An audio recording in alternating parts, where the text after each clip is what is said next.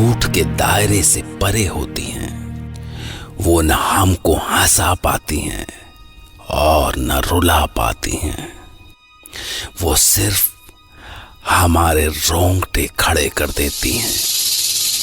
मैं डॉक्टर नागर, पेशे से मनोवैज्ञानिक और पैशन से ह्यूमन माइंड का फैन, हर बार आपके पास लेकर आता हूं मुझसे मिले कुछ लोगों की आपबीती, कुछ घटनाएं जिन्हें सुनकर हम सोचने पर मजबूर हो जाते हैं।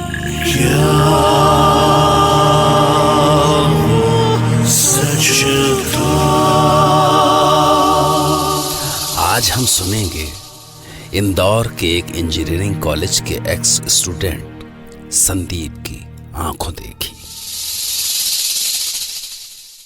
बात साल 2003 की है। मेरे इंजीनियरिंग कॉलेज का पहला दिन था। मैं थोड़ा डरा हुआ था, पर इस बात से थोड़ा कॉन्फिडेंस तो ज़रूर था कि मेरे जैसे कुछ और भी हैं जो कि उतने ही डरे हुए हैं। पहले ही दिन मेरी दोस्ती वरुण से हो गई थी। वरुण काफ़ी शाय था वो, और बहुत डरा हुआ था। हम रैगिंग के बारे में सोच के थोड़ा परेशान थे। यार, रैगिंग तो हर कॉलेज में होती है, इसमें इतना डरने वाली क्या बात है? ज्यादा से ज्यादा क्या कर लेंगे? थोड़ा डांस करवाएंगे, थोड़ा गाना गाने को बोल देंगे। तू इतनी टेंशन मत ले यार। बट मैंने काफी सुना है कि इंजीनियरिंग कॉलेजेस में बुरी रैगिंग होती है। हे भगवान, इतना परेशान मत हो, जब होगी तब देखेंगे। चल, अभी लेट हो रहा है। वो जो लड़के खड़े हैं ना, उनसे पूछते हैं कि यहाँ ऑडिटोरियम कहाँ पर है। हाँ चलो। ए गौरव, वो देख, फ्रेशर आ रहा है। आने दे, सही जगह आ रहा है। एक्सक्यूज मी सर, ये ऑडिटोरियम कहाँ पर होगा? First year. Yes sir. सही जगह आए हो तुम। आओ दिखाता हूँ। नहीं सर, सर आप बस बता दीजिए, हम चले जाएंगे सर। फर्स्ट ईयर होके जबान लड़ा रहा है। चल ठीक है। वो हमें हॉस्टल ले गए। वहाँ हमारे जैसे काफ़ी और फर्स्ट ईयर के स्टूडेंट्स थे। सारे सीनियर्स सामने बैठे थे। सबको बुला बुला के उनका इंट्रोडक्शन लिया जा रहा था। हम जैसे ही हॉस्टल के हॉल में पहुंचे, वरुण ने मेरे कान में कहा, यार, यहाँ तो रैगिंग हो रही है, मुझे नहीं देनी रैगिंग।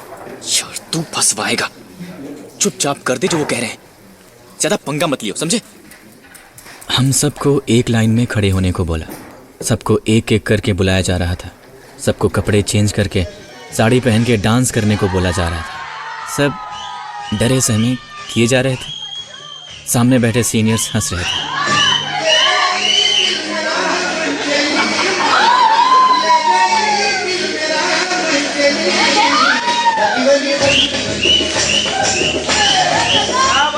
फिर जैसे ही वरुण की बारी आई, नहीं, ragging is against the law, मैं नहीं करूंगा। क्या मतलब नहीं करेगा? पागल मत बन, कर दे और खत्म कर। कैसे नहीं करेगा? पकड़ो इसको, सब इधर लाओ। दो सीनियर्स ने आके वरुण का हाथ पकड़ लिया। वो हाथ छुड़ाने की कोशिश कर रहा था। हम सबको डर लग रहा था कि पता नहीं अब वो वरुण के साथ क्या करेंगे। काफ़ी किस्से सुने थे हमने रैगिंग के बारे में। वरुण के ऊपर भी काफ़ी गुस्सा आ रहा था कि मान क्यों नहीं जाता, नहीं तो सब फंस जाएंगे। ये सब हो ही रहा था कि शोर सुनकर हमारे वार्डन मिस्टर सिंह आ गए, और उस समय वरुण बच गया। क्या हो रहा है यहाँ पे? क्या कर रहे हो तुम लोग? क्लास में क्यों नहीं हो? यार, ये बुढ़ा कहाँ से आ गया? कुछ नहीं सर, बस इंटरेक्ट कर रहे थे फ्रेशर्स से, बस। मुझे पता है यहाँ क्या हो रहा था। This is your last warning. अगर फिर से तुमने किसी की रैगिंग लेने की कोशिश की तो तुम सबको सस्पेंड कर दूंगा। जी sir. Now go to your classes. Varun बेटा, तू तो गया। उस दिन तो सब बच गए, पर हमें पता था कि ये हमें ऐसे नहीं छोड़ेंगे। जैसे जैसे दिन बीत रहा था, हमारा डर बढ़ता जा रहा था। रात को मेस में भी सब वरुण को ही देख रहे थे। वो चुपचाप खाना खा रहा था। हम उसे बोल रहे थे कि वो टेंशन ना ले, हम सब है ना उसके साथ। खाना खा के जैसे ही हम हॉस्टल पहुंचे, लाइट्स ऑफ होते ही हमारे कमरे में किसी ने नॉक किया। कौन है? कौन है? अरे खोल यार, हम हैं। सवेरे आइएगा, हमें सुना है, हमारी क्लास है। अरे यार, हम तेरी रैगिंग नहीं लेंगे रे, तू एक बार मिल तो ले। हम बस सॉरी बोलने आए थे। देखो यार, तू तो बुरा मान गया। रैगिंग तो सबकी होती है, हमारी भी हुई थी, हम भी तेरे दोस्त ही हैं। चलो अब दोनों बाहर आ जाओ। हम बाहर आए तो क्या देखते हैं कि 10-12 सीनियर्स हमारा वेट कर रहे हैं। मुझे लगा कि कुछ तो गड़बड़ जरूर है। तभी एक सीनियर जिसे हम पहले कभी नहीं मिले थे आके वरुण से बोलता है कि यार काफी सुना है तेरे बारे में, तू नहीं देना चाहता ना रैगिंग। चल एक लास्ट चीज कर दे, फिर हम सब दोस्त, ठीक है? तो सुन, अपने हॉस्टल के पीछे आधा किलोमीटर दूर रेलवे ट्रैक है, बस तुझे वहां जाना है और ये फूल वहां रखना है। ट्रेन के पास होने तक रुकना है और चले आना है। तू तो इतना बहादुर है तो कर ही लेगा ना। और हाँ, हम तुझे छत से देखते रहेंगे। इतना करेगा तो फिर तेरी रैगिंग नहीं होगी। पर इतनी रात को तो वहाँ कोई भी नहीं होता है, और रेलवे ट्रैक थोड़ा ऊपर जाके। ओ, बच्चे को डर लगता है। ये सिर्फ बोलने का शेर है, इसके बस की नहीं है। ठीक है, ये हुई ना बात, ये ले फूल और जा, हम ऊपर से देख रहे हैं। और सुन, आराम से जाइयो बेटा, वार्डन को पता नहीं चलना चाहिए। सीनियर्स और मेरे साथ कुछ और फ्रेशर्स, हम सब छत पे आ गए। हम ऊपर से वरुण को जाते हुए देख रहे थे। थोड़ी देर तक वो दिखा, पर फिर दिखना बंद हो गया।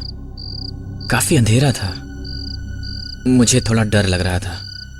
ट्रैक दूर था पर फिर भी पता चल रहा था। तभी दूर से ट्रेन की आवाज सुनाई दी, पर वरुण कहाँ था पता नहीं। हमारे और ट्रैक के बीच काफी पेड़ थे, तो कुछ भी पूरा नहीं दिख रहा था।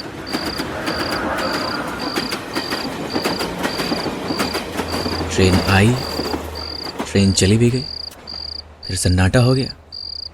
हम वरुण का वेट कर रहे थे, पर वो दिखाई नहीं दिया। अब हमें वाकई टेंशन हो रही थी। मैंने बोला कि एक बार चल के देखते हैं यार। हम जाने ही वाले थे कि वरुण आता हुआ दिखाई दिया। हम भागते हुए उसके पास पहुंचे। तू ठीक तो है ना? हाँ, बस मैं फूल नहीं रख पाया। चुप रहे, किसी को बोलना मत। अब चल कमरे में। थैंक गॉड, ये चैप्टर खत्म हुआ। वो रात तो जैसे तैसे कटी, पर वरुण अगले दिन से कुछ अजीब सा हो गया। रह रह के बार बार बोलता कि उसे ट्रेन की हॉर्न सुनाई दे रही है, जबकि आसपास कुछ नहीं होता था। और जैसे ही उसे ट्रेन की आवाज आती, उसका सिर दर्द करने लगता। मुझे कुछ समझ में नहीं आ रहा था कि उसे हो क्या रहा था। उस रात जब हम अपने रूम में पहुंचे, मुझे ट्रेन के हॉर्न की आवाज आ रही है। कोई ट्रेन नहीं है वरुण, ये तेरा वहम है बस। ध्यान से सुन, खिड़की के पास जा। ओफो, ले आ गया खिड़की के पास। क्या सिर्फ झिंगुरों की आवाज आ रही है? क्या हो क्या गया तुझे? कोई ट्रेन, कोई हॉर्न, कुछ नहीं है मेरे भाई। तेरे कान बज रहे हैं। चल सो जा। तुझे सुनाई नहीं दे रही, पर है, और तेज हो रही है। मैं खिड़की बंद कर रहा हूं, प्लीज सो जा मेरे भाई, कल जल्दी उठना है, ठीक है? कैसे करके उस रात मैंने खिड़की बंद की और बेड पर लेटा। बस थोड़ी नींद आ ही रही थी कि अचानक से दरवाजा खुलने की आवाज आई। मैंने तुरंत आंख खोली तो इतनी रात को कहां जा रहा है? तू सो जा, मैं आता हूं। वरुण, तू पागल हो गया है। मुझे काफी नींद आ रही थी और वरुण के ऊपर गुस्सा भी। मैं सो गया। वो रात को कब आया मुझे पता नहीं चला, पर जब मैं सो के उठा तो वो अपने बेड पर था। बाहर काफी शोर था।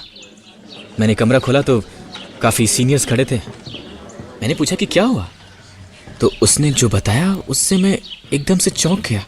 उसने बोला कि कल रात करण ने सुसाइड कर लिया। उसकी बॉडी पीछे वाले रेलवे ट्रैक पर पड़ी मिली। मुझे पता नहीं चला कि कब वरुण आके मेरे पीछे खड़ा हो गया। करण ने सुसाइड क्यों किया, किसी को कुछ पता नहीं। वरुण, तूने सुना? करण ने सुसाइड कर लिया। हाँ, मुझे पता है। तुझे कैसे पता? सबको पता है। उसके बाद हॉस्टल का माहौल काफी अजीब हो गया था। सिक्योरिटी बढ़ा दी गई थी। हम सब काफी डरे हुए थे, पर वरुण कुछ अजीब सा बिहेव कर रहा था। वरुण को इस बात से एकदम फर्क नहीं पड़ा था कि हमारे बीच किसी ने सुसाइड कर लिया है। बस उसे हर समय ट्रेन की हॉर्न की आवाजें सुनाई देती थी। वो बीच बीच में गायब हो जाता था। उस रात भी वही हुआ।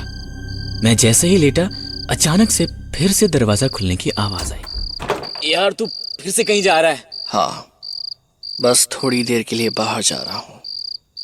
तू सो जा। वरुण, वरुण माहौल ठीक नहीं है, मत जा। अब मुझे क्या होगा? तू सो जा। मैंने उठने की बहुत कोशिश की कि मैं उसे रोक लूं, पर पता नहीं क्यों मैं उठ ही नहीं पाया। लगा जैसे कोई मुझे उठने से रोक रहा है। वरुण मेरी तरफ अजीब देख रहा था। उसने मुझसे इशारा किया कि मैं लेटा रहूं, और फिर वो निकल गया। मैं कुछ नहीं कर पाया। अगले दिन सवेरे किसी ने हमारे डोर पर नॉक किया। मेरी आंख खुली तो वरुण वहीं था। मुझे फिर नहीं पता चला कि वो रात को कब गया, कब आया। मैंने दरवाजा खोला तो वार्डन थे। तुम दोनों कल रात कहाँ थे? सर, हम तो यहीं अपने रूम में थे। और तुम? मैं भी यहीं था। क्या हुआ क्या सर? कल रात आदित्य ने सुसाइड कर लिया। What? रेलवे ट्रैक पे, उसी टाइम पे और उसी ट्रेन से जिससे करण ने सुसाइड किया था। पुलिस इन्वेस्टिगेट कर रही है। तो लगातार हुए सुसाइड्स नहीं हो सकते। ये सुनकर मेरे पैरों के नीचे से जमीन खिसक गई। I mean, ये सब हो क्या रहा था? पहले करण, फिर Aditya, same train, same time. कुछ तो गड़बड़ जरूर थी। उस दिन हॉस्टल में सिर्फ एक ही चीज थी हवा में, डर, जो हर किसी के चेहरे पे था। किसी को कुछ समझ में नहीं आ रहा था कि ये सब क्या और क्यों हो रहा है, कौन है इन सब के पीछे। उस दिन कैफेटेरिया में डिसाइड हुआ कि आज रात हम सब उस टाइम छत पे जाके देखेंगे कि कौन कर रहा है ये सब। हॉस्टल में रात को निकलने पर कर्फ्यू लग गया। क्लासेस भी सस्पेंड हो गई थी। हम सारे उस दिन एक साथ ही थे। किसी को भी कहीं भी अकेले जाने की इजाजत नहीं थी।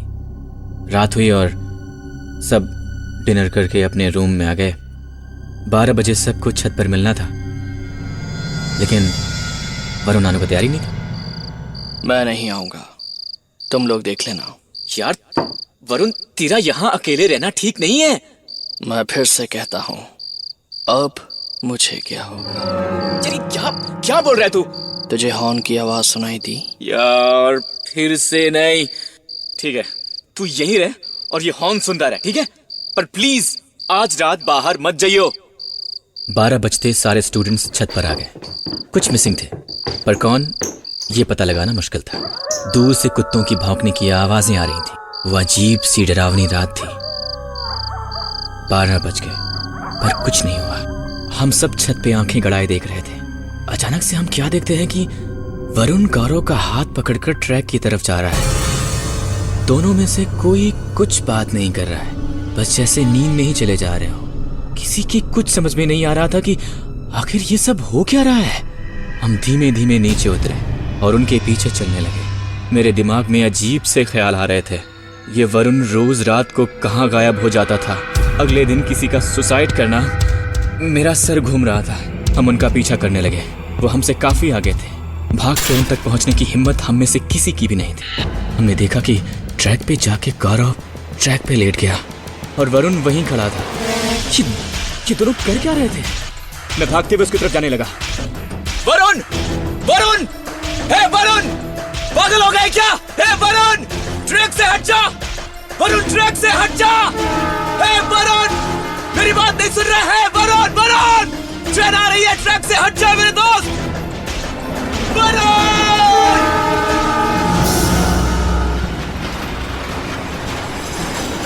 मैं जब तक वहां पहुंचा, ट्रेन उन दोनों के ऊपर से जा चुकी थी। हम में से किसी से देखा ना गया। ट्रेन जब गुजर गई तो गौरव की लाश वहीं थी। उसके हाथ पैर कट चुके थे, लेकिन वरुण वहीं खड़ा था। उसकी आंखें चमक रही थी। उसे एक खरोच भी नहीं आई थी। वो हमारी तरफ गुस्से से देख रहा था। वरुण! चौंको मत। मैं उसी दिन मर गया था जिस दिन मैं यहाँ फूल रखने आया था। मैं फूल रखने ही जा रहा था कि ट्रेन ने मुझे मार दिया था। तुम सबको मैं यही सिखाने आया हूँ कि मजाक की भी एक हद होती है। रैगिंग से कोई किसी को जान नहीं सकता, सिर्फ किसी की जान ले सकता है। जो मेरे साथ हुआ वो किसी और के साथ नहीं होगा। मैं उन सबको ऐसे ही मार दूंगा जिन्होंने मेरे साथ ये किया। आदित्य और करण को मैंने पहले ही खत्म कर दिया है और आज गौरव की बारी थी। हम सब की हालत खराब थी। हम तुरंत हॉस्टल गए। रात को सब एक साथ ही सोए। मुझे विश्वास नहीं हो रहा था कि जिसके साथ मैं पिछले 3 दिन से रह रहा था वो जिंदा ही नहीं था। वो एक ऐसा डर है जो मैं आपको शब्दों में बयान नहीं कर सकता। अगले दिन वरुण की लाश दूर किसी एक गड्ढे में मिली। हॉस्टल उसके बाद खाली करवा दिया गया। वहां अब कोई नहीं जाता। आज भी मैं अपने आप को ये विश्वास नहीं दिला पा रहा कि क्या वो सच था। संदीप ने जो हमें सुनाया वो उन्होंने अपनी आंखों से देखा था, जो हो के भी नहीं था। पर आप इस होने और न होने के फर्क में मत फंस जाइएगा, क्योंकि कुछ सच ऐसे होते हैं जिनके सामने होने के बाद भी हम यही पूछते हैं, क्या